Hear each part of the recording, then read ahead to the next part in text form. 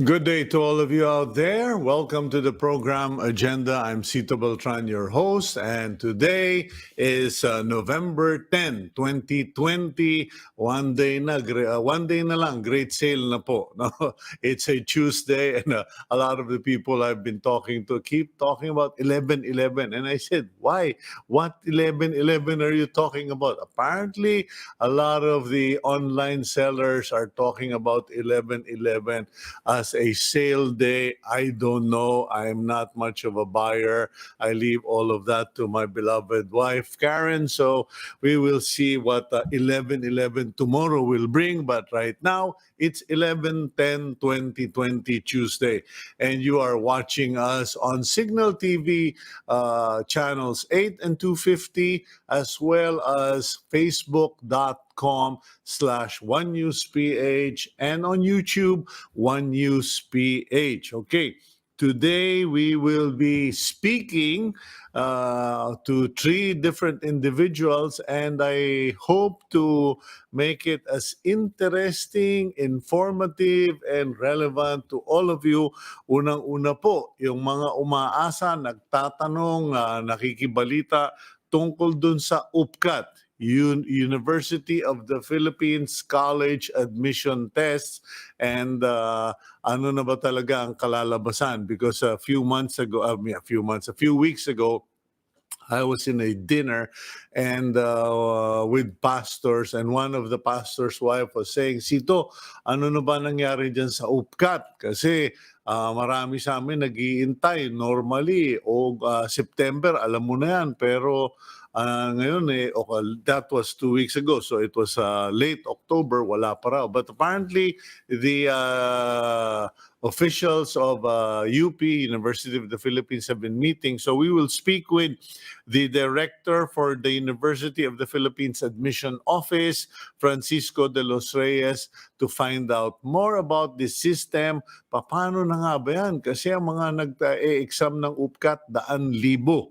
And then we will speak with Attorney Rowena Guanzon, ang COMELEC official na ika nga she speaks her mind, and she has some ideas that seem to be worth, really not just seem, but are actually worth considering.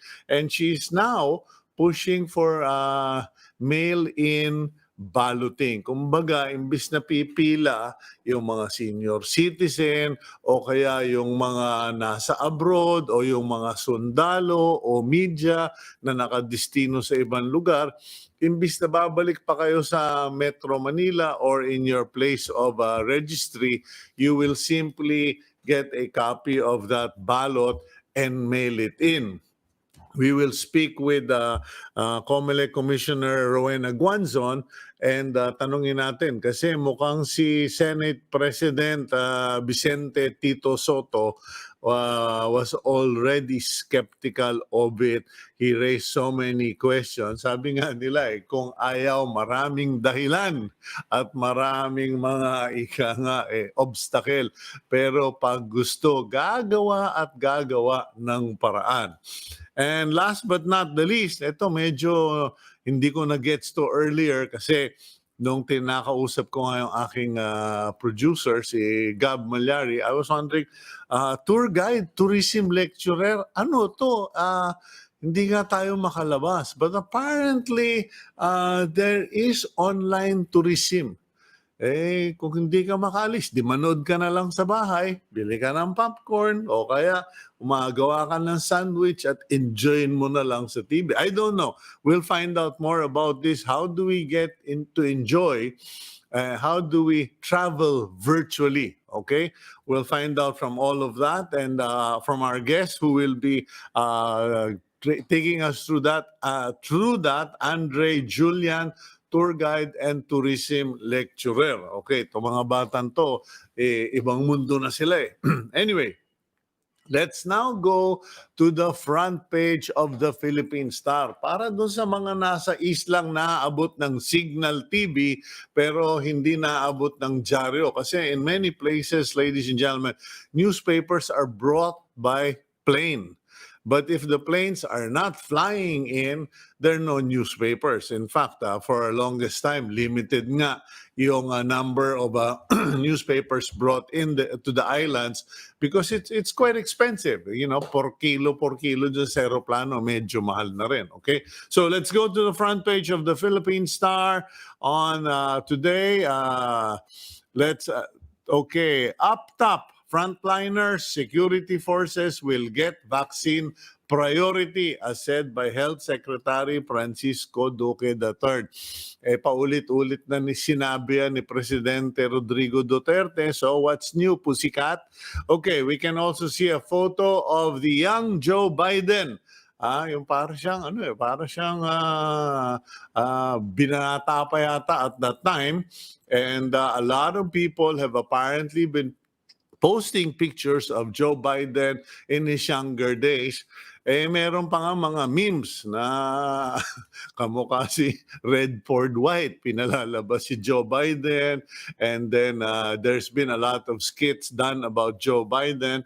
And then, sige, balikan na natin yung picture ni Donald Trump. Ang astig ang tayo, pero hindi po yan si Donald Trump in person. That is Donald Trump in the wax form. Kumbaga, ginawa siyang statwa sa Madame Tussauds in London. Magkano kaya binayad ni Trump dito? Kasi ang layo naman sa figura niya, di ba? Slim, machong macho. Anyway, well, that's their version of Donald Trump. So there you go. But it's going to be interesting. Will they keep the wax figure of a public or if a public figure if kung biglang nakasuhan at kasi yan ang pinag-uusapan sa Amerika, marami raw kasong haharapin si Donald Trump after his term of office. And of course, the headline of the Philippine Star, Rodi names Sinas as new PNP chief. Kahapon lang po, naku, ang dami nang nag-comment tungkol dyan sa pagka-appoint kay Debold Sinas because meron siyang mga, medyo issue nga ngayon to kasi everybody assumed that the case, the Manyanita case against Debold Sinas was rolling through the court system or through the justice system. Kasi hindi nga ba may binigyan siya ng surprise party. And to be fair to Debold Sinas, no? Binigyan siya ng surprise party.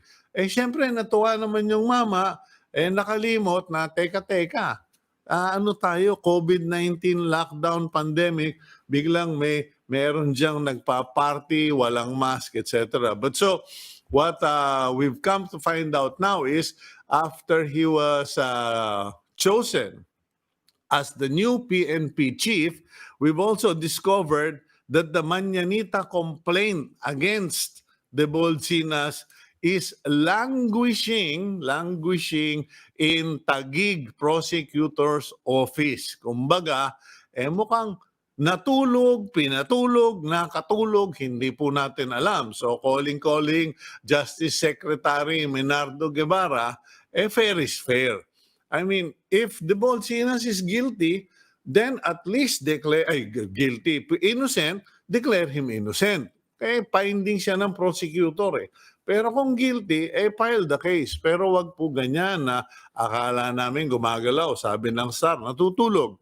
In the bottom part of the front page, okay, eto na naman, we have another storm named Ulysses. Ako, yun ang mga nakakatakot na pangalan and is forecasted to again hit Bicol and Quezon province.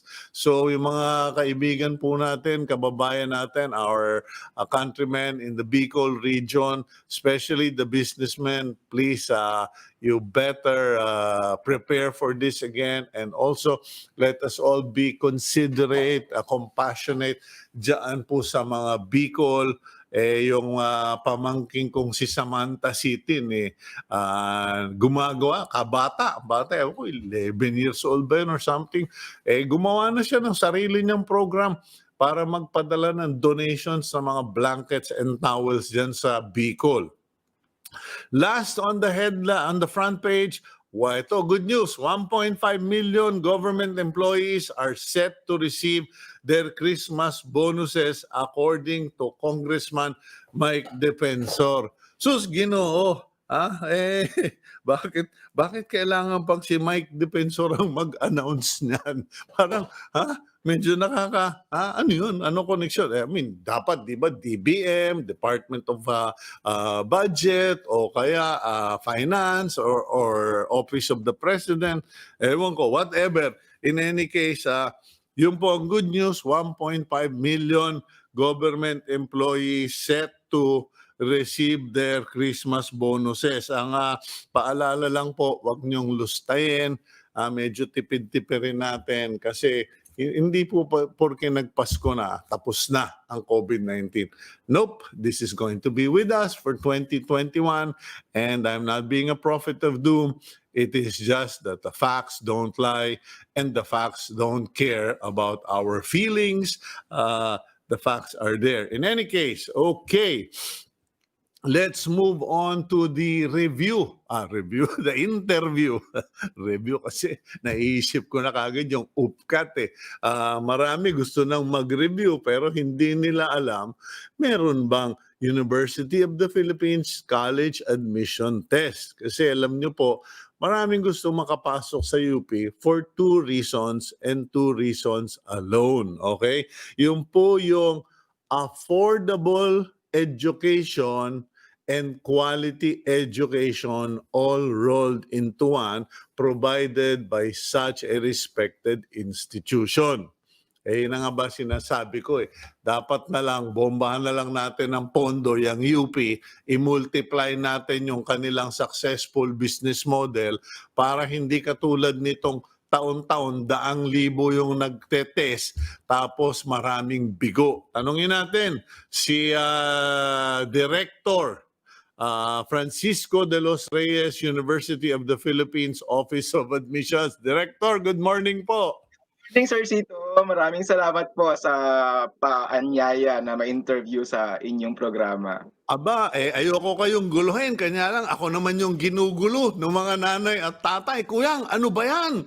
Nag-dean ang tatay mo dyan. Vice Chancellor. Ano ba nangyayari dyan? Anyway, Director, could you at least, I'll give you the initial part of this interview to make the necessary announcements, Director. Apa. Nag-decide po kasi ang 8 university councils kasi ayon sa UP Charter, ang University Council ang merong kapangyarihan para mag-decide sa mga admission, no?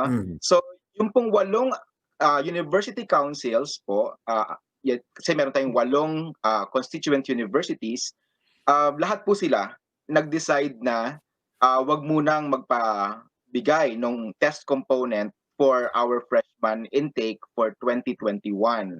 Ang pinaka-rason ay yung pandemya, no? Kasi ayaw nating i-expose yung ating mga aplikante sa virus. Kahit sa senior high school na sila ay mga minor de edad pa rin. Karamihan sa kanila, no? Majority of them are minors and hindi natin alam yung sitwasyon all over the country. So that is the main reason po, yung pandemic. We actually, in the office, we gave 5 different scenarios to the different UCs para ipaliwanag. Ako mismo nagpaliwanag. Scenario A, kung magpapa-exam pa tayo, ganito yung mga haharapin nating operational realities. Kung tayo magpapa-online exam naman, ito rin yung mga realities. Kung pagsasamahin natin yung kung sa mga matataas ang risk ay magpapa-online at doon sa mga mababa ang risk ay magpapa-exam ka ng paper and pen, ganito yung risk. Tapos yung kung tayo ay gagamit lamang ng mga academic performance record nung kanyang junior at saka senior high, ito yung gagawin natin. At may panlima pa nga po yung mag-take ng freshman. Syempre, hindi naman natin gagawin yun kasi parang disservice naman yon sa ating bayan, no? So, okay. Go ahead. Sorry. Ano po, final na the decision ng mga university councils, wag na po munang magpabigay ng exam.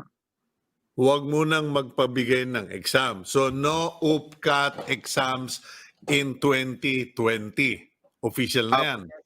Opo, bali sa 2021 hindi pa natin alam kasi 'di ba usually October eh. Nung ano Hmm. po, kung walang pandemya, October 10 and 11 dapat ang UBCAT natin eh. Itong nakaraang buwan Hmm. dapat Correct. usual schedule, 'di ba? So, pinapanalangin ko at ng buong office na gumanda na yung sitwasyon natin para bumalik na tayo doon sa usual mode natin ng freshman intake. Okay. So ngayon, Director, so no UPCAT exam for 2020. What is the solution? Because you will have at least, sabi nga ng data na pinroduce ng team agenda, over 100,000 applicants or test takers. Paano na yan? Okay. Ang ating ang nabigyan natin ng test permit nung nakaraang taon, 99,203, no? So Mm. ganun karami nabigyan ng test permit, no? So actually mas mahigit pa sa 100, yung iba kasi nag-withdraw na lang. Hindi na kasi Mm. nga medyo challenging yung online application tapos yung pagkuha ng kanilang grado. So nabawasan pa yon, naging 99,203 na lamang sila. So ngayon po, ang napagkasunduan ay magkakaroon tayo ng pagtingin doon sa mga grado nila sa senior high school, no? Titingnan po namin yung kanilang junior at saka senior high grades, tapos subject po iyan sa standardization rules. Kasi marami nagsasabi, bakit sa school namin ang hirap maka-85, sa school nila madali maka-90, 'di ba? Oo, correct. Very valid 'yan. At Mm. sa loob ng Pilipinas, meron tayong sa opisina namin nakita namin 180 plus grading systems ang ginagamit, no, across different schools. And then imagine yun, sir, tapos 18,000 high schools, no? Ganun karami. Pero ang maganda naman, hindi natin tinatapon kasi yung mga datos sa universidad, no? So Mm. nandiyan lahat yan, intact yan, no? Babalikan namin, ang balak namin balikan napakaraming ang balak pa lang 7 years in the past, titignan namin yung mga datos na ito para mabagyan namin ano ba ang bigat, no? Para maging equivalent nung Mm. apat na areas ng UPCAT, 'di ba? May language proficiency, Mhm. may comprehension, may science, tsaka Hmm. mathematics. Kanya nga So, yung anak ko, hindi ko na pinag-UPCAT eh. Sabi ko, "Anak, huwag ka nang mag-UPCAT kasi hindi ka marunong mag-Tagalog eh. Hindi ka papasa sa UPCAT."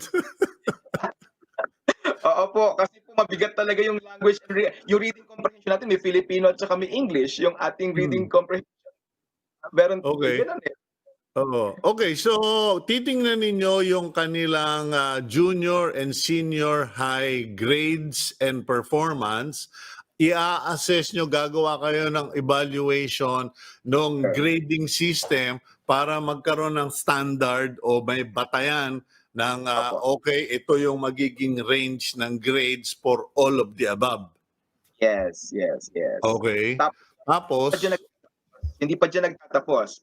Kasi dahil tayo ay isang national university, dapat yung character, no?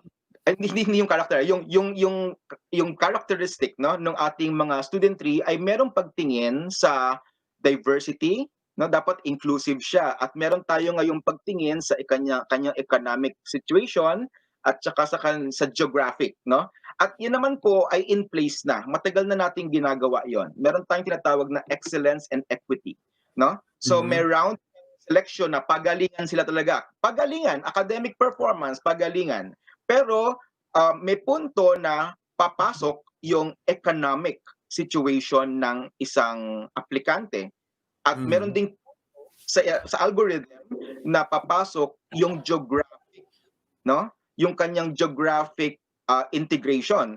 Kasi mhm, gusto natin sa lahat ng bahagi ng Pilipinas, merong makapasok sa universidad. Hindi nga namin ginagamit yung word na pumasa, dapat qualified, no? Parang ginagamit namin word is qualifier para magkaroon tayo ng ganong flavor sa mhm, freshman admission. So, itong algorithm na ito, matagal na natin itong ginagawa, 2013 pa, actually mas maaga pa doon, na mhm, nagbibigay na tayo ng atensyon, no? Para yung mga magagaling na mga estudyante, mga valedictorian sa mga rural schools ay mabigyan ng pagkakataon na makapasok sa universidad. Yung mga magagaling na estudyante na malalayong lugar o yung mga galing sa mahihirap na pamilya, Kasi ako may hugot ako dito sir, eh, kasi isa ako sa Oh. ganyan.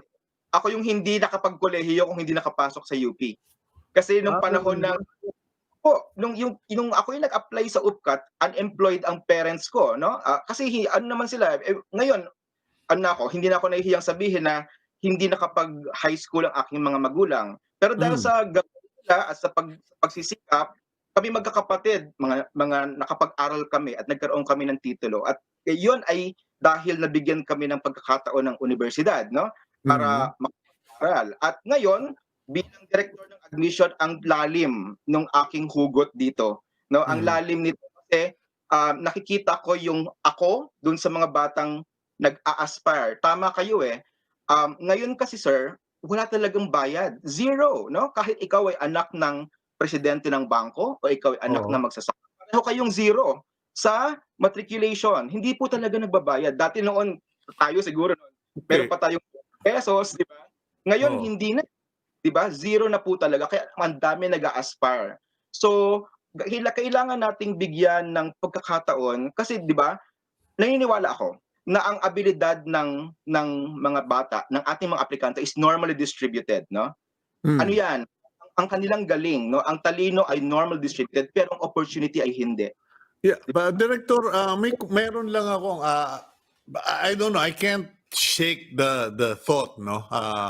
Right now, we are in a reality na walang physical classes. Yes. In fact, I don't know if you get to watch the program or read my column. I've been sharing na my daughter who's studying in Holland, in the Netherlands, ay originally ano sila parang part online, part Mm. physical. And ako, biglang tinamaan ng COVID yung mga kabatch niya, pati siya tinamaan ng COVID.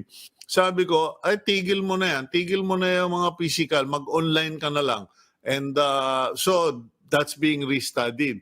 The reality of COVID pushes all of us to essentially go online. Now, having said that, sa UP online naman, hindi ba natin pwedeng i-democratize ang UP in such a way? And I'm just, planting seeds, no, Director? I hope you don't mind. Kasi ikaw rin, nakinabang ka rin naman sa UP system. Hindi ba natin pwedeng i-democratize ang UP in such a way that more college students can enroll? Or can we not create an online UP program, standard college, para lahat sila online lang and then performance-based pa rin, achievement-based pa rin, pero online. Medyo, kasi isang profesor lang naman ang kailangan mo magturo ng isang subject, isang camera lang ang kailangan mo at isang linya, no? We are better off investing on all of those para more students. Kasi alam mo yung sinasabi ninyong economic algorithm or whatever, yung basehan, yung ng kakayanan magbayad, wipe out na lahat eh. Kahit na may mayaman dyan, they've lost 50 to 70% of their income, lalo na yung hindi nga mayaman, mas ganun pa rin. Kumbaga nabawasan. I don't know, sorry parang thought ko lang kasi syempre you want more people to, kasi ang UP, pinupuntahan ng UP hindi lang naman dahil sa mura eh. Iba pag Hmm, sinabi mong tiga UP, kasi yung opo. quality ng mga faculty ng UP, ibang klase, mataas ang kalidad, and then yung teaching method, bahala ka sa buhay mo. Eto, ituturo ko sa'yo, pero Hmm. mag-research ka, mag-check ka, etc. Sorry, Director, no? Just a thought that I believe is shared by many. Opo. Meron po tayong UP Open University. This is fully online, no? Ito yung pangwalong constituent university. Meron na po silang dalawang degree programs, baccalaureate po ito, 4 years na trimester and fully online po. So Hmm. anywhere in the world, you can attend your classes. And this is a model now which we are pushing through the Vice President for Academic Affairs na magkaroon na tayo ng ganito sa iba't ibang klase ng campuses. Isang Hmm. plano ng universidad ay magkaroon ng isang stronger na associate program. So yung associate program po pwedeng associate in arts, associate in science, no? Kung Hmm. saan hindi necessarily upkat ang ruta mo, pero Yeah. pumasok ka isang 2-year program, fully online. Tapos kung Mhm. gumagaling ka do'n, makakaangat ka sa baccalaureate program. So ito ay isang Hmm. paraan ng democratization na puwede na natin ngayon ma-expand yung ating base 'no, ng Oo. tuturuan nating mag-aaral. At gusto ko yung sinabi niyo kanina na buhusan natin ng pondo itong universidad para dumami yung tatanggapin. Kasi imagine mo 100,000 tapos ilang porsyento lang yung papasok diyan, 'di ba? Abay So abay, minsan annually last year ilan lang ba nakapasok, 7,000 o 6,000 lang? 10,000 tayo pero lang pa rin 'yun, 'di ba? Lang pa rin 'yun, eh, Oo. yung 10,000 lang, 10% lang 'yun, At 'di ba? saka parang, nawi-weirduhan ako, Director, Francis, Francis ba o Frank? Iko Kiko, Director Kiko, nawi-weirdan ako diyan, kasi parang siguro alam mo tayo kilalang-kilala tayo mga tiga-UP na mga rebelde, mga kalaban ng gobyerno, mga mahilig sa protesta. Pero pagdating na sa pag-push, pag-promote o pagtawag pansin para palakihin, palaganapin at pagandahin yung sistema ng pagtuturo ng UP at palawakin, parang ang daming tameme. Parang ano na nangyari dun sa mga sikat na mga alumni, puro mga politiko lang ang maingay. hmm. Ayan, ngayong ako yung naatasan na-appoint na bilang director ng admission, I am establishing certain reforms in the Office of Admission, and I hoping to participate in the discussion, no, on Mm. admission process. Panahon na rin para i-revise, no, o bisitahin at i-revisa yung ating admission policy, no, kasi para maging responsive na ito sa mga clamor na ganito. Mm. Nagsisimula na naman tayo dito sa online teaching at sabi ko nga ang Open University ay isa ng fully online university na distance learning ang kanyang mode. Tapos doon sa mga yung economic situation na kahit ito ay bahagi ng algorithm at kahit na zero na ang tuition nila, yun pong mga nasa lower economic and group ay meron silang pagkakataon na mag-apply pa ng additional support, no? So Yeah. nagbibigay po tayo ng additional monetary support sa kanila. So when they get qualified, no, they file this request and then we give them. Ngayon po in addition to money, binibigyan na rin natin sila ng laptop at saka ng mga pambayad naman doon sa load nila para sa kanilang online classes. On top po ito noong mga binigay na pera or monetary support sa mga financially at risk na ating Alam mo alam mo Direktor, kasi parang, I think 'no, it's about time, pasensya ka na, kanya nga ang tawag sa programa namin agenda. Ginagawa kasi namin, and I think, our executive director will be, executive producer will be taking note of this, that we will make this an agenda. Because, COVID-19 na tayo, eh. If uh, anybody thinks that 2021 we will go back to normal, they're crazy. We are going to have COVID still, and chances are you probably won't have physical testing in 2021 unless by God's grace or some lucky break we have the vaccine, ano. Pero in any case, we really want to push for this, and sana naman yung mga kaibigan natin sa UP gawing main program na yung online education. Hindi yung para bang option just to be in keeping with the times kasi ito yung trend. Because I mean, you're a knowledgeable person, I presume. And di ba 10 years ago pinagtatawanan natin yung mga nagto 2-year course on computer science. Or 15 years ago, sabi, nako, no, mapapala mo dyan computer science na yan. Pero ngayon, sila ngayon yung kumikita, sila yung mga executives at managers. In any case, eto po, mukhang hindi kayo naintindihan, may pakiusap. Pwede po bang eto no, baka you can ask him to specify yung mismong criteria to get admitted so viewers can understand. Yung mismong, kasi sabi mo, babase sa grades between junior and senior high. mm, 'Di ba? So total 'yon, i-average, tapos Anong well, first of all, ilan ba ang papapasukin kung sa mga papasa, ilan? Sa ngayon, kasi taon-taon nagsasubmit pa ang bawat departamento kung ilan yung freshman na tatanggapin nila. Hindi ito fixed eh. So, Okay. depende sa mga department like halimbawa, political science, no? Sasabihin nila sa opisina namin na sa susunod na pasukan ganito lamang yung aming tatanggapin. Ako sa aming unit sa statistics Hmm. 150, no? Pero nagbabago-bago ito taon-taon depende sa pakiwari, no, nung departamento. So kami po tinatanggap namin 'to, iniipon namin ito at iyon ang nagiging basehan namin kung ilan yung tatanggaping freshman. So hindi fixed Yeah. ang ating quota taon-taon, no? Pero Dahil depende kung binibwisit kayo ng senador o kung sino mang politiko at binabawasan yung inyong budget. hindi naman siguro gano'n, sir. Ay hindi, ako diretsahan ako magsalita, Director. I don't wanna put you in the spot, but meron na kaming ginulpi sa media na senador na ganyan, na binawasan ng budget ng UP, ang nagkawindang-windang yung enrollment natin.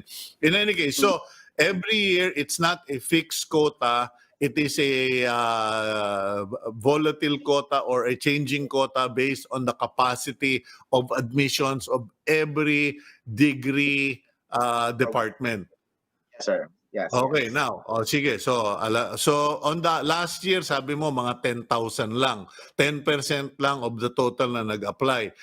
More or less. Okay, so ngayon, kukunin yung average ng grades ng junior, senior, depende sa lokasyon na kinalalagyan. Yung sinasabi mong geographic location, kasi ano yon? Because you want to geographically represent all the regions and provinces, or because you are giving focus to the outlying remote areas? Pareho. Pareho sa Hmm. sinabi mo. Gusto natin magkaroon tayo ng malawakang coverage, no, hangga't maaari. Yung ating mga mag-aaral na papasok sa universidad ay talagang manggagaling sa iba't ibang bahagi ng Pilipinas. So, tama Mhm. kayo, yung main consideration. Okay, so you were talking about geographic inclusivity, you were talking about academic performance. Yung sa economic performance, paano na yun? Meron bang measurement or standard kung how many percent kukunin sa upper class, middle class at poor? Wala pong gano'n, hindi siya based on economic class na A, B, C, or DE, no? Oh. May mga tanong kasi doon sa application form eh. Halimbawa, yung income ng iyong mga magulang, kung Mhm. merong tutulong na ibang tao na hindi bahagi ng household, may tanong kami doon. May tanong kami kung sila ay tawag dito, tumatanggap ng four-piece benefit. No? May mga ganun po, iba't iba po 'yan, ang tawag namin dito ay mga proxy variable kasi gusto natin yung mga sitwasyon ang magamit Mm. natin na factor. So, yun pong gagawin naming admission scoring ay magko-consider sa mga bagay na ito. Kasi Okay, yung pero Director, you are a statistician, or ewan ko kung tama yung term, no? You are a degree holder for statistics. Everything has a formula, everything has a quota, everything has a assignment. Paano ang gagawin mo yan doon sa economic factor?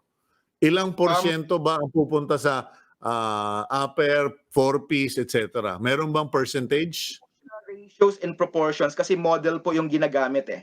So Mm. it's a model na gagamitin. So it's an equation. So it's not really a number that says 5% sa ganito. Hindi po siya ganon. So parang yung score na yon, isang composite score yon, nakasama doon sa modelo yung economic yung economic situation. So yun yung paraan ng universidad. Ito na talaga yung ginagawa natin, no? Noon pa Oo. man, modelo siya, isang equation na napaka Medyo complicated, Direk Kiko eh. Bigyan mo na lang ako, kunyari, nag-apply, nag-apply ulit si Cito Beltran. Okay, Hmm. nag-apply ako ulit. Okay, in percentile form, ilang percent will be based on my economic status, on my geographic location, on my grades, ay gano'n. Siguro sir, para ma-simplify natin, Mm. kung halimbawa, ayan yung isang bulto ng mga nag-a-apply 'no, may first pass, eh. Yung unang pasada niyan, around roughly mga 70% pataasan, 'no, 70% puro excellence. Tapos Hmm. 20%, yung 30% naghahalo na yung geographic kasi nagsisiso na yan, eh. Kasi puwedeng nasa malayo kang lugar pero medyo nasa middle class ka, meron kang konting lift nun kasi geographically ang layo mo. Or malayo ka pero malapit ka ng konti sa urban pero medyo mababa naman yung income group, mag-uungos naman yung push mo para doon sa income mo naman. So yun yung 30% po. So yung siguro gano'n na lang kasimple natin tignan yung, algorithm ng admission sa university. So that will Okay. be like the pillars na lang po yung So ah, sa unang, sultada, sabi nga nila sa sabong, sa unang sultada, eh, yung mga, pagandahan ng grade talaga. pagalingan Okay. talaga, purely yan. Okay. Pagkatapos, ano yung susunod na sultada? Ano ba 'yun, economics or geographic? Economic po, yung pangalawa. Economic. Okay. Kung Tas anak ka ng mayaman, eh, maghintay ka na lang muna for next year. Kasi, bright ka nga, pero baka naman kanya ka bright, eh, nag-aral ka ng Ateneo, LaSalle, et cetera, liyamado ka masyado. So, okey, bigyan muna natin yung mga mataas din ang grades pero 4Ps, mataas din oo, ang grades pero mga government employee ang magulang, et cetera. yes, yes, Okay. yes. So, Tama okay. ka. Tapos, they were down to our last 20%, 20,000, pero 10,000 lang ang makukuha, magkakatalo na yan sa geographic location. Eh, paano, Direk Kiko? Kasi natatandaan ko nung nag-apply kami at saka yung mga pamangkin ko na nag-a-apply, may choice ka eh. First choice, second choice. Uso pa ba yun sa UP yung first choice, UP Diliman, second choice, UP Baguio? Kasi ako, first choice ko, UP Baguio, ayaw ng tatay ko eh. Baka kung ano lang daw kalokohan gawin ko dun eh. Uso pa rin po. Meron pa rin tayong gano'n. Meron pa rin tayong choice of campus at meron Oo. pa rin tayong degree program. Okay, but if you are, let's say, you are from CAR, for instance, the Cordillera Autonomous Region, and nag-a-apply ka sa Baguio, eh, mas mataas ba yung chance ng mga nag-a-apply sa regional, UP, paano na tawag mo doon? Independent eh, hindi ba yung UP something? University, Autonomous Autonomous University. University, yun, Autonomous University. Mas malakas ba ang chance o pagkaasa ng mga nasa probinsya na mag-apply na lang dun sa kanilang region kaysa sa humirit makapagpunta sa Diliman? Sir, opo, kasi napakataas ng demand ng UP Diliman. Hmm. Napakataas ng demand niya. So halos Oh, lahat 'no, first oh, choice ang UP Diliman. Pero ang ayan, oh. kalidad naman din pantay-pantay 'no. So ini-encourage ko rin na mag-ano tayo, tingnan natin yung ating mga campuses across the Ayan. university. Kasi ang Oh, aming mga pumupunta rin yan diyan. Like may mga kaibigan ako nagtuturo dito tapos nandito one day nandiyan, 'di ba? So hmm. okey po yan, mag-apply po kayo doon sa mga campuses na malapit sa inyo 'no, Mm. pareho lang 'no, ang standard na yan, Oo. isang universidad ng Pilipinas lang yan. Ayan, maganda yan, Direk Kiko. Kasi mga kaibigan, lalo na yung mga tatay, nanay na praning dyan, na worried, I won't call you praning, but worried na you're very protective, ano? Yung mga kabatch ng daughter ko, na studied in a Christian school, very cloistered, I mean, hindi ma-cloistered, pero very, very small group sila. Aba, yung isa nasa UP Baguio, babae, yung isa nasa UP Los Baños. Eh, alam nyo, tip na po yan ni Direk Kiko. Huwag kayong hirit ng UP Diliman. And the beauty of sending our children to locations outside of our control, is it makes them grow up. Besides which, ang mga nagka-college ngayon, di ba, Direk Kiko, 20 years old na yata, hindi ba? Eh, anak ko, 20 years old na. Hindi na yan yung mga panahon natin na bata tayo noon, 16, 17, nasa college ka na. Tama po, adults na sila. Pagpasok nila sa university, adults na sila. So, katulad natin, tama kayo, 15 years old, 16 years old, nagkokolehiyo. Pero ngayon, mature, ang nakikita ko rin, maski sa mga estudyante ko, yung level ng maturity, no? So, ako kasi graduate program tsaka sa undergrad, nakikita ko yung mga undergraduates, iba na rin sila mag-isip, no? Mga adult sila mag-isip. Okay, well, Direk Kiko, thank you very much for your time this morning. And again, I just want to reiterate, pag medyo pinag-uusapan na, pinagbabalakan nyo na yung tungkol sa online, because I really believe, I sincerely, humbly believe that if we go main online programs, ito yung mga 4-year programs online, sa galing, ang pinagbabatayan natin, galing ng mga nagtuturo at saka yung independence na imposed upon the students. Kasi yan naman ang nagpagaling sa mga tiga-UP.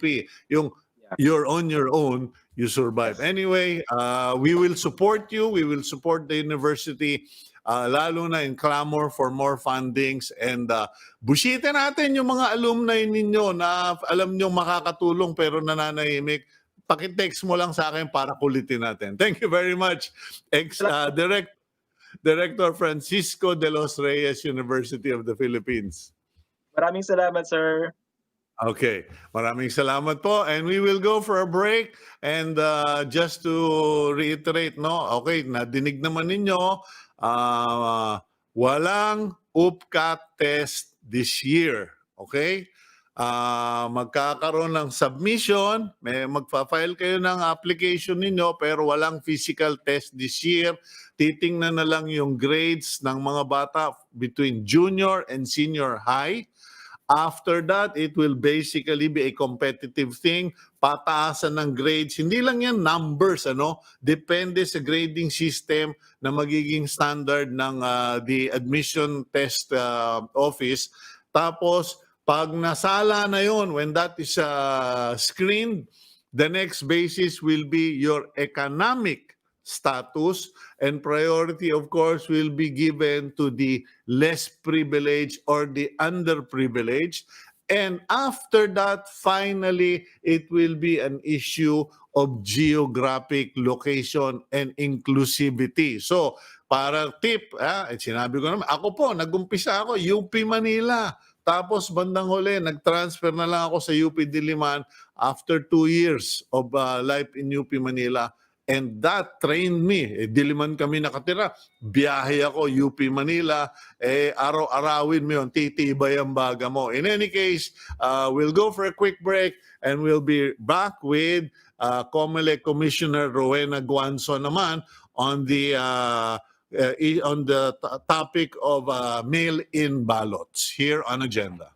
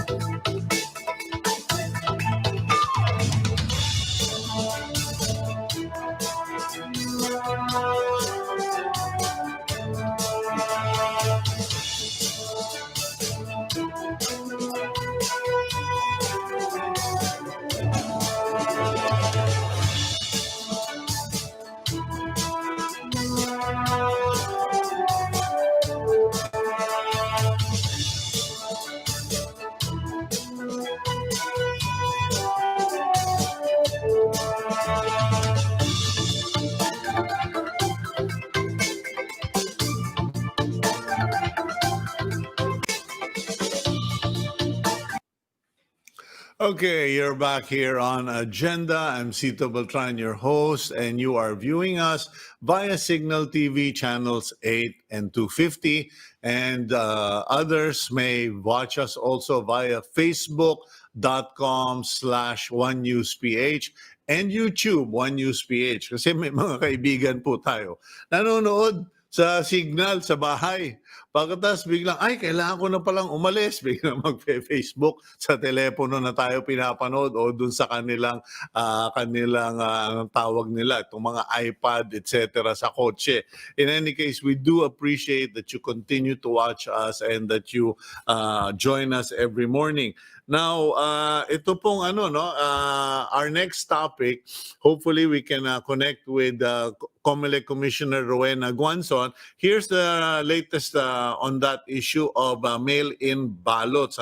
COMELEC Commissioner Rowena Guanzon pushed for mail voting in the May 2022 national and local polls. Ano po ba ito?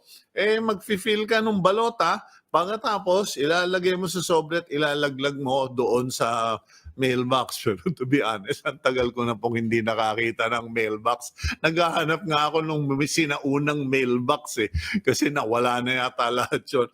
Pupunta ka siguro sa post office. In any case, Marikina 2nd District Representative Congresswoman Stella Kimbo earlier filed a bill which allows senior citizens to vote by mail amid the pandemic. Kasi sabi ng gobyerno, ng IATF, bawal lumabas yung 65 and above. Ito po ang problema. Above 65 yata kasi ang pinapayagan up to 65 pwedeng lumabas. So 66 and above, bawal na. Here's the thing. Ang malakas at naaasahan at matatag na ginagampanan yung kanilang civic duty or responsibilidad are senior citizens. It is the senior citizens who actually are early at the polling places. Pag ginawa natin itong may pandemic pa rin, paano na yan, no?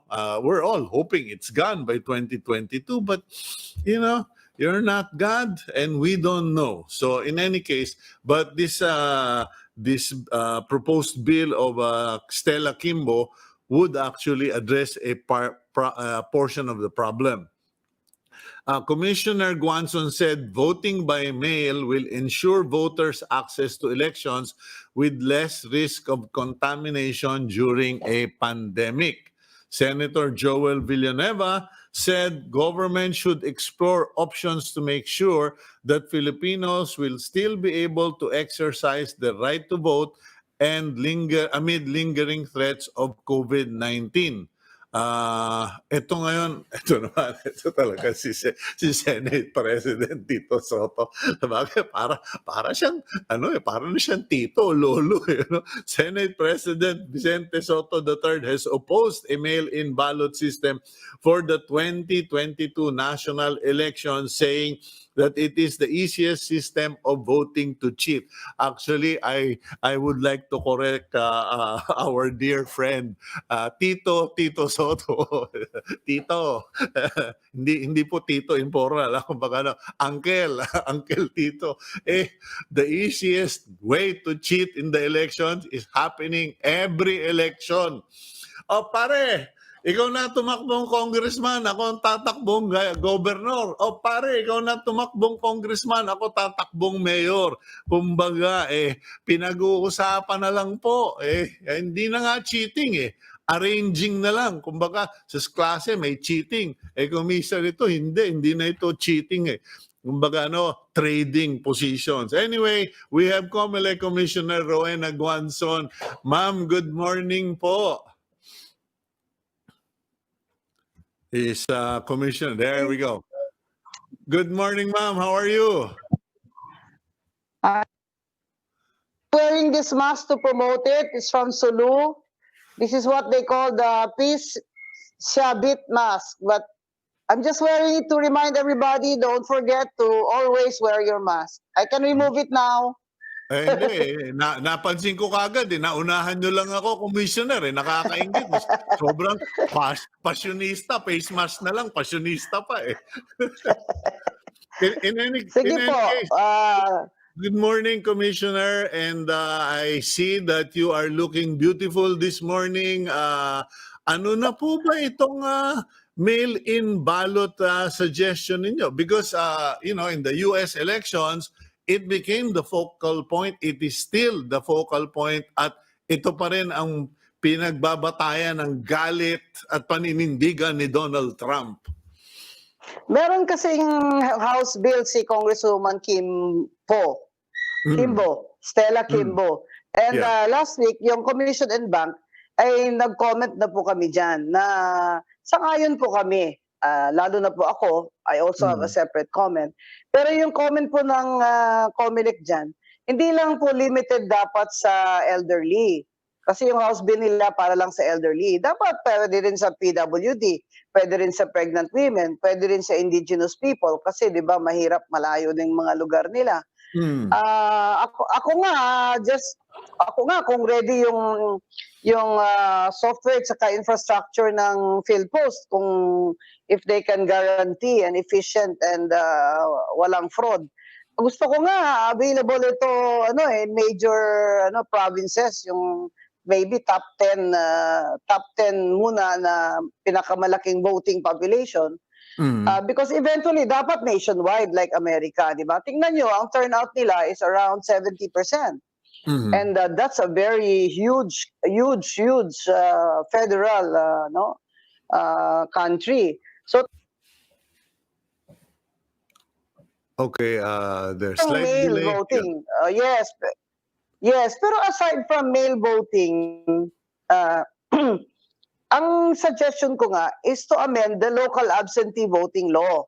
Kasi right Okay. now, limited lang siya sa media, police, AFP, teachers who are on duty. To propose to Congress, I hope a Congresswoman or a Senator Amy Marcos picks this up, to amend that law because it's easier to amend it rather than pass a new law. And make it available to everybody who wants to apply for local absentee. But you cannot vote for local positions, national positions only. So, maganda, like if you're working in a call center, you cannot go out of your office. If you're a judge, di ba? You're a fiscal, you're a forest ranger. Sa akin, mag-expand na lang tayo ng local absentee voting law aside from mail-in ballots. Kaya po natin yung local absentee kasi ginawa na natin yan eh. 2016, I was the commissioner in charge. Our turnout was a little bit higher than previous. So overseas voting naman, ginagawa naman natin yung mailing the ballots. Ang gagawa naman natin, last election, mataas naman yung increase ng turnout sa overseas voting. So, in terms of experience, kaya ng COMELEC yan. Ang tanong ko lang dyan sa mail voting, kaya ba ng PhilPost? Kunyari, magpadala kami all the way to, we send our ballots all the way to, Apari. Kaya ba nila in 5 days na mapadala namin? But, we are not limited to, sila kasi they distribute, di ba? They will then distribute it. They should have their own system of delivery, But di ba? will you be paying the PhilPost to do this in partnership with Years. you? Kasi, ma'am, Sorry? will you be paying the PhilPost to do this? Kasi, syempre, kailangan naman may bayad din sila para gawin to. Natural. Oo. I spoke with Chairman Norman Fulgencio. He said that they are now procuring more equipment para siguro mga sorter, mga sorting machines, mga sabi ko nga dapat naka-barcode yung envelopes ng COMELEC. Kung this law is passed, dapat bilhin na kami ng envelopes namin next year tapos may barcode na kami. Tapos yung PhilPost may barcode reader siya. Ito, COMELEC ito. Para yung sorting mabilis, di ba? Ang problem lang natin yung delivery nila. But we don't have to use PhilPost in all the regions, di ba? We can use a private courier in some regions, in some major cities. Hello. Yeah, medyo nawawala yung signal natin. But in any case, so your suggestion is only for national positions, trying out only major cities with the biggest population of voters using PhilPost. Provinces. Kasi top Provinces. 10, ang suggestion ko. Kasi Okay. once the law is passed, the means and method is left entirely to the discretion of COMELEC unless the law so provides. The Okay. Supreme Court has already said yung means and method na yan sa amin yan kasi ang worry ng iba, like sa Senate President Soto, is a valid question. Sabi niya, kailan babasahin ang balota? On election day po, babasahin. Kagaya ng local absentee voting, tsaka yung mailed-in ballots sa overseas. Mhm. Pagdating po dyan, sinusort out po dyan, kinokollect, nire-record po yan, binibideo namin yan, at sa overseas may record talaga yan, and then sinusort out yan. On election day yan, bubuksan po yung balota at babasahin sa vote counting machine. Hindi po madadaya kasi yung mga balota po may barcode yun, may numero yun. Kamusta naman po ang integrity of absentee ballot system and yung mga voting natin from overseas, yung overseas voting natin? How has the record been in terms of integrity, accuracy, and speed? Walang problema po sa integrity tsaka accuracy, problema sa speed. Kunyari, ang major problem namin noon, ako as commissioner in charge, hindi maganda yung masyadong last minute yung pag-print ng balota. Kaya yung law department namin should improve, should work faster and harder now on the commission and bank, should meet double time. Kung sino ang nuisance, tanggalin na. Hindi na ilagay sa balota. Ang hirap kasi lahat nilalagay. Kunyari, ito yung isang party list na I gave a dissenting opinion, hindi na-publish yung petition niya, di ba? Bakit siya nailagay sa balota? Just because nobody protested?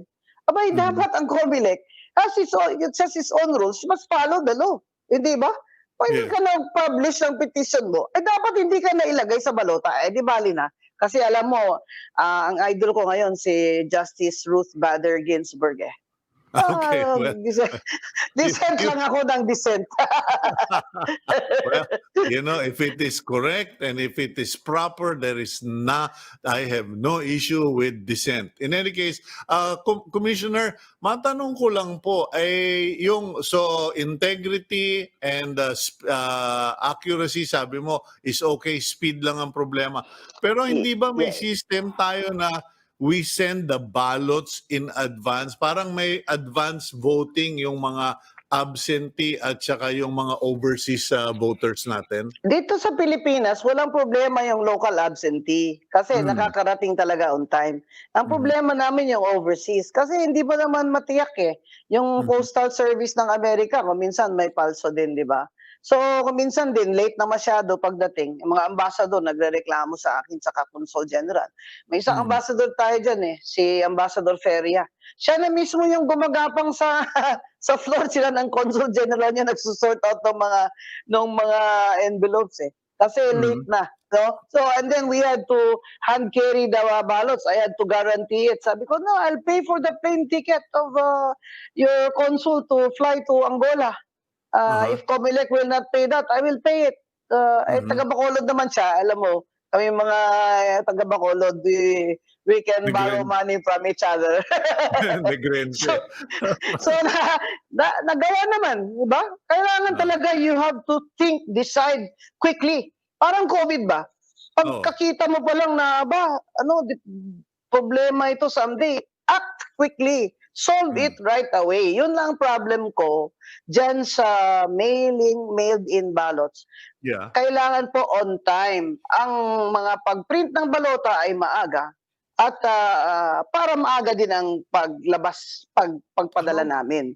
Again, PhilPost is going to be a challenge, and I challenge Chairman Norman Fulencio to make good this word to me that they are already procuring their machines by January. Alam mo, Commissioner Guanzon, ako na ang magsasabi sa iyo kasi yung sinabi mo, kuminsan mas problema pa yung postal system or courier system sa Amerika. Nako po, ako ay may pinuntahang courier system na Amerikano, magpapadala sana kami ng gamit sa Netherlands. aba, ay sabit-sabit. Ay, nung tinanong ko yung mga Pilipinong nasa abroad, lahat sila nagsabi, punta ka sa PhilPost, mas magaling ang PhilPost. So, I would, basing it on what I have received from Filipinos abroad, reliable yung PhilPost natin. Ang tanong ko lang, Commissioner, paano yung forgery? Kasi sabi nga ni Senate President Tito Soto, nako, yan ang pinakamadaling dayain. Baka mapeke yung mga balot at saka masalisi, yung salisigang. Yung salisi. Ngayon, yung peking balot, hindi na po nagagawa yan.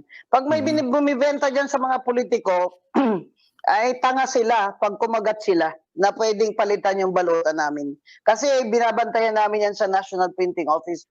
Kahit na magdoble ka, maglagay ka ng balota mo dyan, 4 na balota, 5, 10, 100, kung isa lang ang numero niya, isa lang babasahin ng machine, i-reject talaga niya yung iba. Ngayon, ang worry nila na salisigang, alam mo sa Amerika, ginawa din yan eh. Palagi ko mga Pinoy yung mga advisor dun eh. Yung mga, yung mga box ba ng sulat, abay, pinapadlock, oo. Tapos, tuloy, gumawa na lang yung mga state. Di ba, ang padlock federal, yung Postal Service is federal eh. Yung nagawa na lang yung mga state ng kanilang alternative or extra drop box. So pwede natin gawin yan. Hindi naman kailangan isang balot drop box lang. Sa Korea, ang daming drop boxes eh. Sa malalaking building, wala nga ang gwardiya eh. Kasi mga tao doon hindi magnanakaw ng ballot box. Pero nagagawa naman ng Korea, nagagawa naman ng Amerika. Palagay ko ginagawa din yan ng Taiwan. Kaya natin ng Pilipino yan. Hindi naman mandaraya ang Pinoy eh. Mga politiko lang naman na masasama. Unfortunately. Pero ang tanong, why are you pushing for this? Aside from the obvious benefits na makakatulong sa mga senior citizen, PWD, mga nasa malayong lugar, in terms of our electoral process, what is one big benefit from mail-in? Kasi nga po yung pandemic, hindi naman masusolve to eh. Hindi naman lahat ng tao mababaksinate, wala tayong pera. We are a third world country, di ba? So yung pandemic na to, in 2 years, I don't think this is going to be eradicated, no? Down to let's say 5%. Hindi. So kailangan may access talaga ang botante kasi that should be a guaranteed right of the people under a democracy. Yung access niya to vote. So kailangan na yung registration ng boto, kailangan, gusto ko nga yun, yung online, yung pinapropose ko noon. Anyway, aside from that, yung pagboboto, may access dapat ang tao. May choice siya. Kung pupunta ba siya dun mismo sa presinto niya, o maghulog na lang siya ng balota niya. Di ba? Kasi, this is not going to get easier. It's just going to be harder. Why? Ang mga tao pati, nawawala ng gana. Yung pumupunta lang naman sa presinto talaga yung mga yung mga controlled votes, di ba? Tsaka yung mga independent voters, pero yung mga PWD, hindi na yan nalabas ng bahay, di ba? Siyempre. Pero kung may local absentee voting siya na available or mailed ballot, ma-fill up niya at mahulog ng kamag-anak niya dun sa mga official na ballot boxes. Ballot boxes na secure. Iniisip ko drop boxes na may gwardiya. Iniisip ko eh. Pabantayan sa Marines. Hindi, tsaka nakakadena, no? Para kang Hercules ka na talaga kung matanggal mo pa yung ballot box namin eh.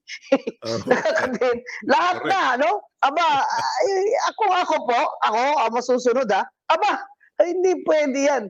Nakawin mo yung ballot box namin hindi pwede yan. Kailangan bantayan yan, nakakadena yan. Tsaka may CCTV yan. So huwag po kayong mag-alala. Kaya po yan ng COMELEC. Ang tanong po namin sa Kongreso, bigyan niyo po kami ng budget. Para po yung lahat ng inyong mga anxiety niyo, no, mga tanong ninyo, masagot po namin. Pero yun pong budget ay kailangan. Kunyari sa mail vote ballots. Kailangan po namin ahead of time may budget kasi bibili pa kami ng mga envelope. Okay. Saka bibili pa kami ng siyempre, iba-barcode namin. Tsaka na tayo magbayaran, PhilPost. I-stamp nyo na lang lahat dyan. Payable after or basta may bayad, siyempre. Nakakaya naman yan. Basta may Siyempre, may PDC. bayad. What I mean is, wag nyo na kaming i-require ng stamps. Aba, dilapan ko pa ang stamp, ibutang ko pa sa envelope. Hindi na yan tama, di ba? Mga lumang paraan. Bawal na yun. Wala na Bawal yan. na. Under COVID-19, bawal na yun. COVID na. Sir, mag-barcode na lang kami. May barcode machine kayo dyan. O charge nyo sa amin yan, di ba? Yung mga tao naman, ihulog nila, libre. Libre. Pabalik naman sa amin, bayaran naman namin. Correct. Diba? As long as you use our envelope, libre yan, di ba? Ang problem kasi sa state, sir, yung hindi nagbabalik ng balota namin, kasi ayaw nilang bumili ng stamp. Kasi nga, yung pabalik na stamp, hindi po libre. Kasi kung kulang po ang budget namin sa overseas voting, for next year nga, maawa na kayo dyan, yung appropriations chair, tsaka Senator Angara. 26 million lang ang overseas voting. Abay, gusto nyo talagang hindi bumoto yung overseas voters, ano? 26 million lang ang budget namin dyan.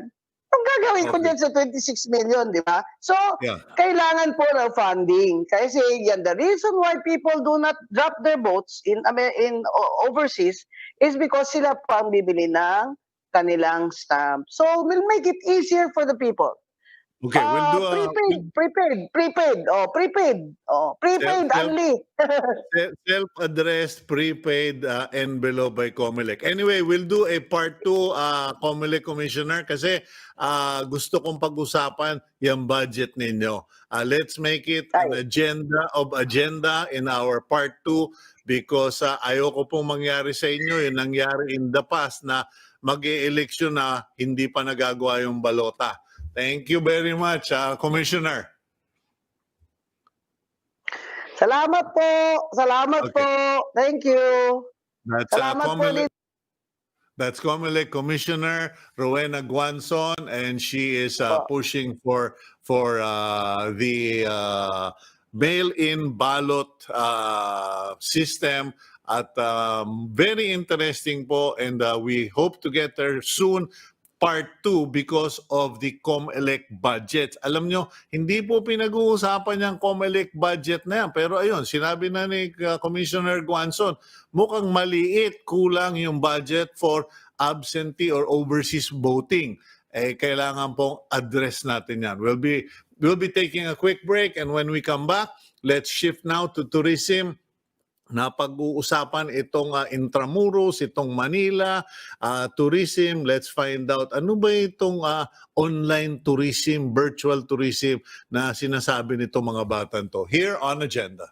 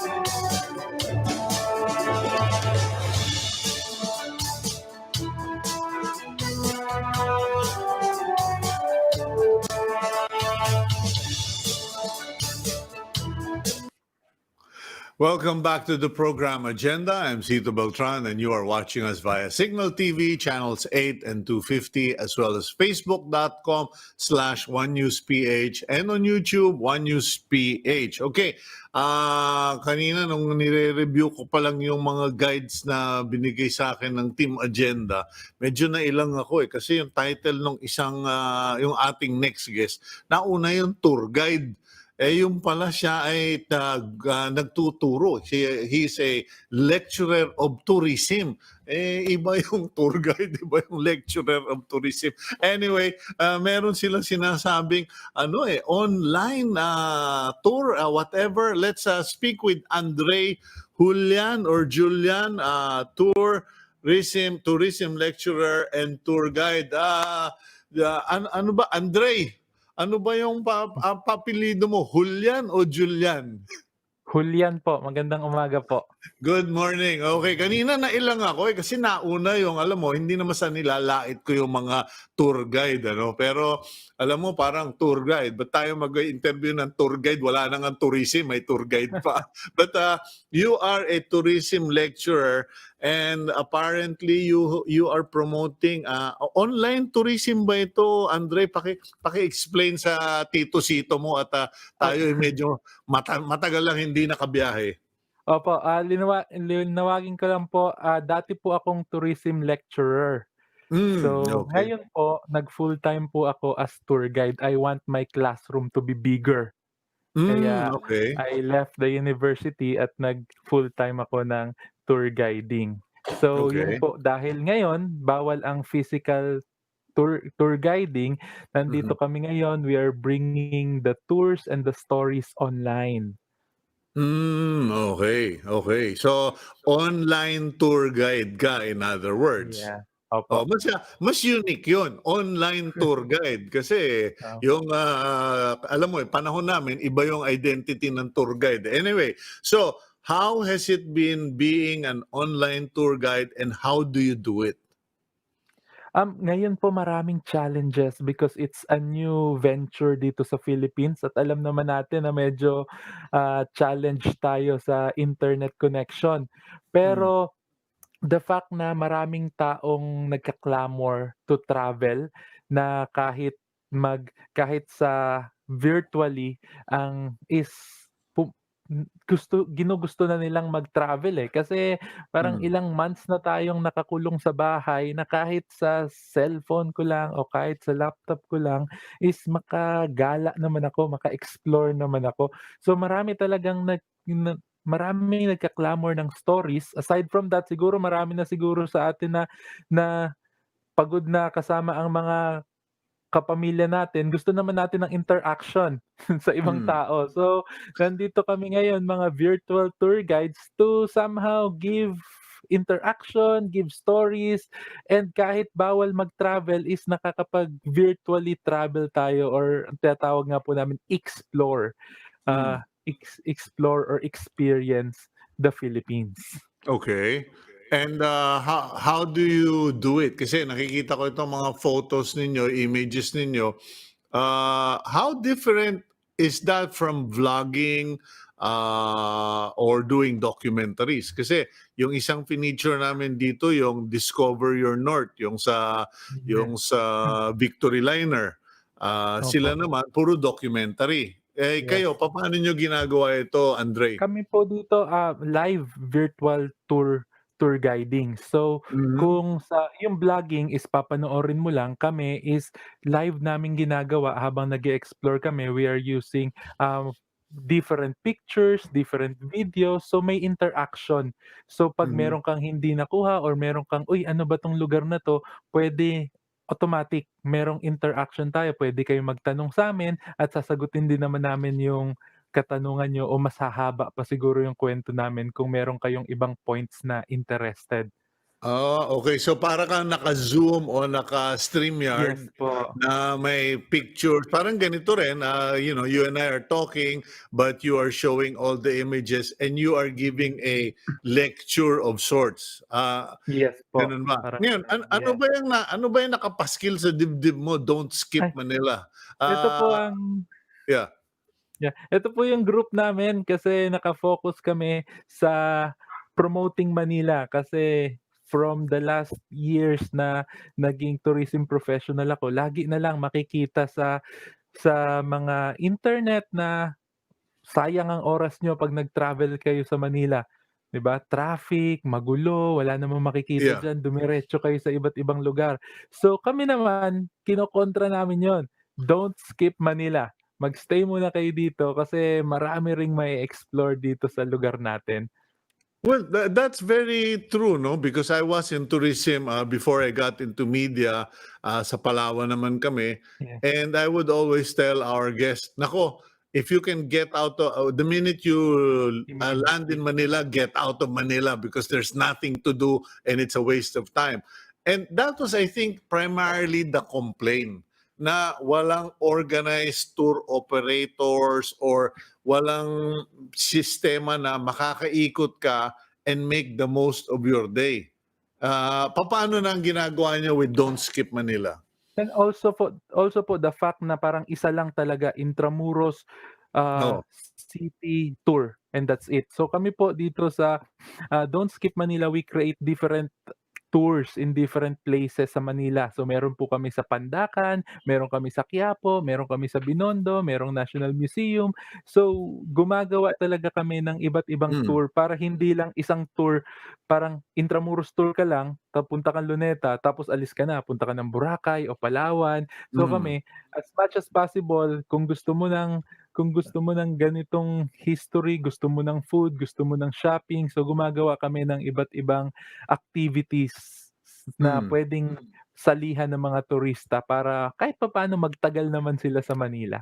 Oh, kasi may mga pastors kami sa church na they were sharing with me that they went on a Chinatown tour.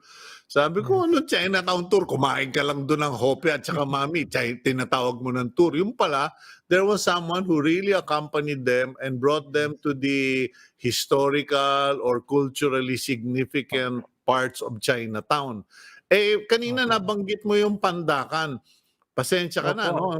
Alam ko lang sa Pandakan kasi, Andre, yung simbahan ba yun na may mga nahukay sila or something or baka Santa Ana pa nga yun eh. What's Ah, there to see in Santa Ana Pandakan po. except for an oil depot? Yun po yun nga ang kilala talaga sa Pandacan, yung oil depot na wala na ngayon. Mm. So si Pandacan actually is tinatawag nilang Little Venice of Manila kasi Mhm. napapalibutan siya ng Ilog Beata. So meron po mga historical na nangyari sa Pandacan. To give you some example, doon sinulat ni Francisco Balagtas ang Florante at Laura sa Pandacan po mismo. Mm. Doon pinanganak si Padre, Zamora ng Gumbursa at Mhm. marami pa po. Actually yung old poblasyon or yung oldest streets ng Pandacan, ang daming nangyaring mga historical and significant events na nandun na kinukuwento namin para hindi siya ma-wash out sa mainstream history na pinag-aaralan natin sa school. How much of the visuals are still there? Because I love old houses, I love old buildings. Kami ng wife ko, umaangal na nga yung daughter namin. Ay nako, here we go again. My parents are going to go crazy over old houses again. But, pag ginagawa mo ba itong running tours mo na ito or virtual tours, does it still feel like, do you still get an idea of what it looks like or used to look like or puro ano na lang talaga, parang stock photos or stock image na lang? Yun din po ang maganda sa tours, sa historical tours na 'to is kahit papaano nase-save namin kung ano ang nandiyan pa rin, Mhm. kasi nabibigyan namin ng cultural importance na, "Yan, kailangan palang i-save 'tong lugar na 'to kahit konti." Though marami po talaga, unfortunately marami talaga sa lugar sa Manila na yun, iba kasi ang idea natin with development. 'Pag sinabi nating development is matataas na building na agad yung inaano natin. So yun, 'pag nagha-highlight po kami ng mga lugar na 'to, somehow it gives cultural intelligence sa Mhm. tourist namin na sana magkaroon ng idea na let's preserve this place. I suppose you are also playing a part in educating our young people, especially with online education nowadays. Pero ang tanong ko, gaano ba ka-affordable yung online tour mo at saka ano ba yan, alas puno? Meaning, mag-iintay muna ng kung ilang tao ang mag-register bago ka maggagawa ng online tour presentation or papaano? Papaano ang system? Ako, ito pong online tour namin is parang it's almost free. Tinaon lang namin sa 11/11/20. So 11 tours in the 11th month of November for 20 pesos. So practically it's like tip based na lang siya pero para magkaroon ka ng commitment, maglabas ka ng 20 pesos. It's very cheap. Okay.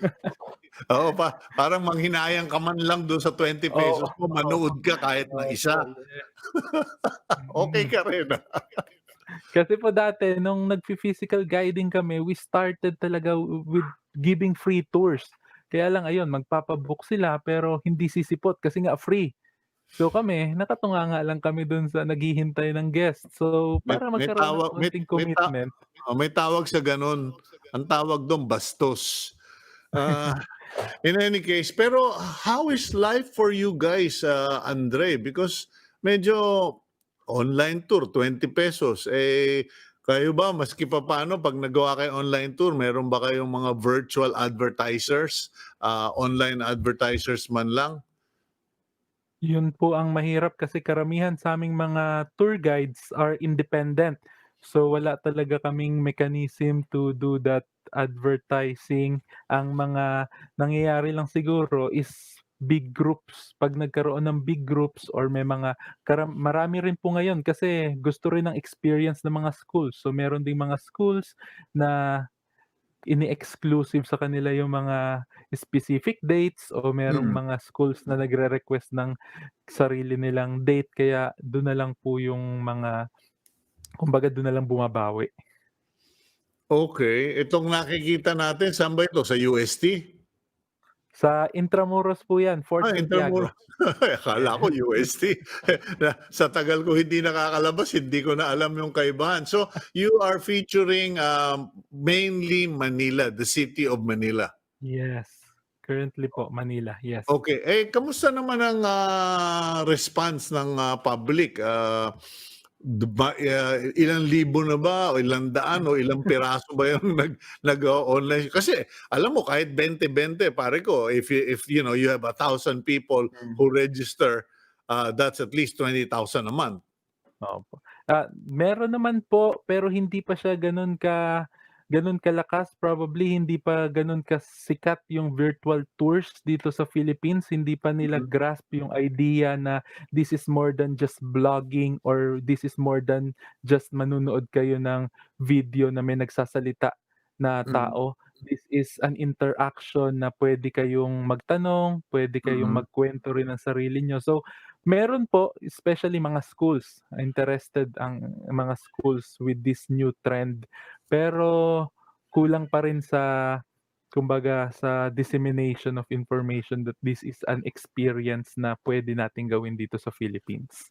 Yan, may pinapakita ka kanina yung may Buddha, et cetera. Yung kasi mga kaibigan ko napansin ko, they seem to be more interested in tours that are connected with food.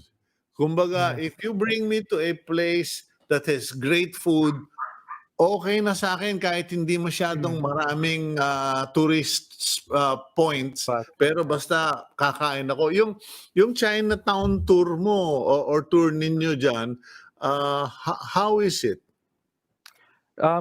Sa physically po, yun din isa rin yun sa mga dati na malakas talaga kasi 5 or 6 food stops ang bini-visit namin. Pero ngayon dahil ano lang siya, virtual tour, more on the cultural and historical stories talaga of Mm. how the Filipinos and the Chinese immigrants, nag-assimilate sila ng culture na tinatawag natin ngayon na Chinoy. So, ang virtual tour is mas madami po talaga sa stories, education, and information. You know, you're featuring here the Lyceum of the Philippines Chapel, pero wala pa ako nakitang picture nung San Sebastian. Kasi hindi ba yung San Sebastian ngayon medyo controversial dahil merong magtatayo raw ng 30-story na condo dun sa gilid niya. Bagong Pero photo bomber. Oo, bagong photo bomber. Pero yung katulad diyan sa mga San Sebastian, mahirap bang pasukin yan for your group? Kasi I'm sure that's a very interesting place. Kasama din po siya sa mga tours namin, and Mhm. and also madami ding mga groups who create those tours. Actually, i-promote ko na lang din po the San Sebastian itself, yung restoration group ng San Sebastian just launched their audio tours naman. Okay. Last 2 days ago yata, 2 days ago. So parang audio tours siya sa YouTube, puwede niyo pong tingnan din 'yon. So, merong madaming efforts in different places na i-revive itong mga ganitong klaseng, bagong media at bagong style ng pagtu-tour. Mhm. Okay, well, in any case, Andre, bigay ko sa iyo yung chance na invite yung ating viewers kasi napapanood naman tayo all over the Philippines. Baka sakaling may mga eskwelahan or groups who just want to learn more about the Philippines via tourism and via internet. Please go ahead, invite them, Andre. Yes, maraming salamat po for this opportunity, and I'd like to invite you for our virtual tour series this November, and sa mga susunod pa na buwan. This will be this will be a new experience for everyone.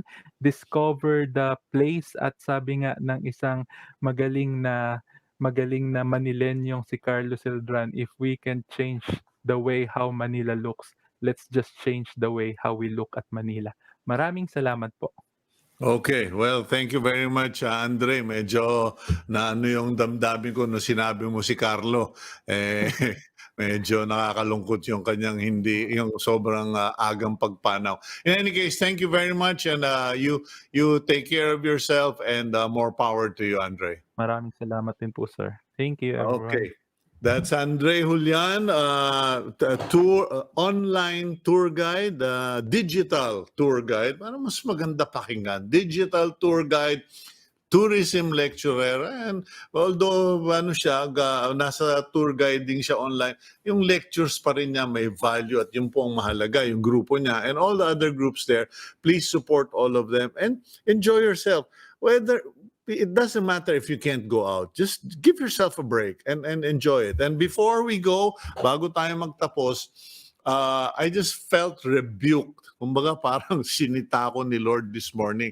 Kasi kahapon po, I was talking to Tony Leachon about, mga medicine, mga vitamins A, D, C, etc., yung bakuna. And I said casually na I guess that is what helped my daughter be asymptomatic with COVID-19, which is all possible, and we still, it's still something that scientists are studying. But I felt rebuked or nasita ni Lord kasi when my daughter tested positive for COVID-19, the only thing we could do was to cry out to God, to cry out to our Lord Jesus Christ, and to just go in prayers and cry out to all our friends on Facebook and ask for their prayers. To the point nga na may 2 tao nang nagsabi sa akin, nagparamdam, na parang sinasabi ni Lord, nadinig ko na yung prayer mo.